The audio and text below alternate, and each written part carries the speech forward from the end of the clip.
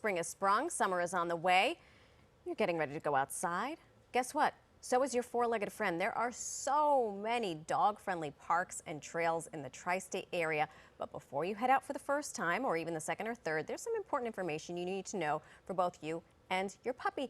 Joining me now is owner of professional dog hiking service, Expawers, Maggie Zaharoiu. Good morning. Good morning, Maggie. Thank you so much for joining us. I know you have some great tips to share with us, but first of all, we love a good play on words on this program. So what is Expawers? The name actually came from the word explorers. We just put the paw in it because our explorers are actually dogs. Yes. I thought it was a funny game of words. I love that. Yeah, we are a New York City-based dog hiking company.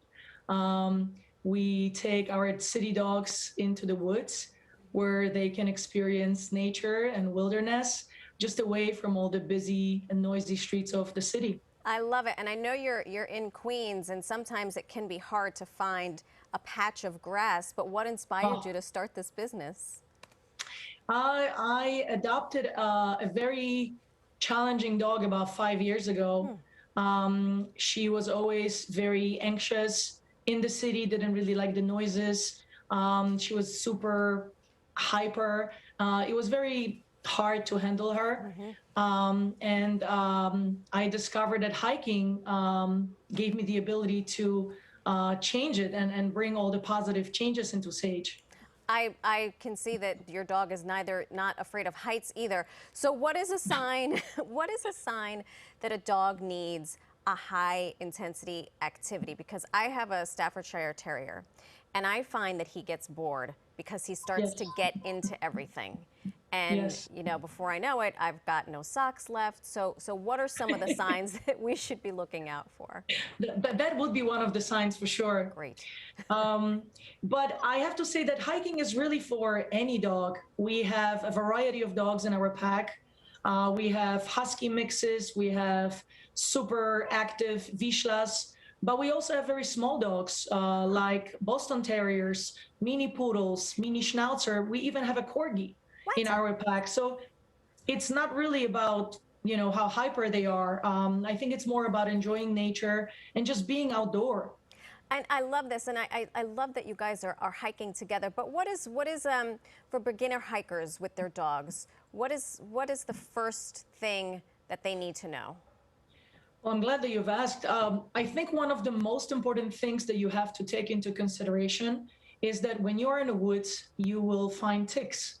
They are there pretty much throughout the year. Number one thing that any owner should think of is taking their dog to a vet and making sure they're vaccinated for Lyme disease. Right. Another very important thing is to put them on some sort of a tick preventative.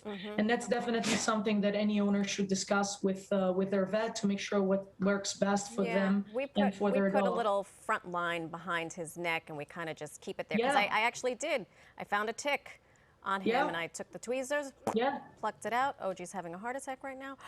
But the other thing, which I don't even think about, is to protect their paws, because if you're going on a trail, you're going to be on different terrain. That's correct. So for the new dogs that never really went through any prolonged exercise, and that goes both for winter and for summer, a lot of them tend to get irritation between their pads and toes from running on different terrain. So there are many different ways that you could protect their paws at the beginning until they actually build those calluses. One of them would be potentially put doggy booties on them.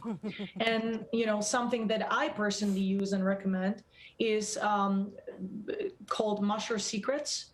You can get it in any pet stores or buy it online. It's a protective ointment that you apply on their paws, which will alleviate those irritations. Cream for his or her feet too. Do you have matching? Do you have matching boots with your dogs when you go? I don't. One of them cannot wear shoes. The other one is. I think when you do your Expawers merchandise, get mommy, puppy matching shoes. That's a very good idea. What about a leash? You say start with a 30-foot leash. That seems like a long leash. Yes, yes. I think for owners they're not really comfortable letting their dogs off leash and want to have some sort of security and control over their dog. Getting a 20 or 30-foot leash is the first start. It would allow you to keep them safe, and it would allow you to help them, with recall. Right, with recall. And you also say to bring a treat and Oh yeah, perhaps, oh yeah, oh I mean, yeah. but for the owner or for the puppy? I would say both. I Treats for would say everybody. both.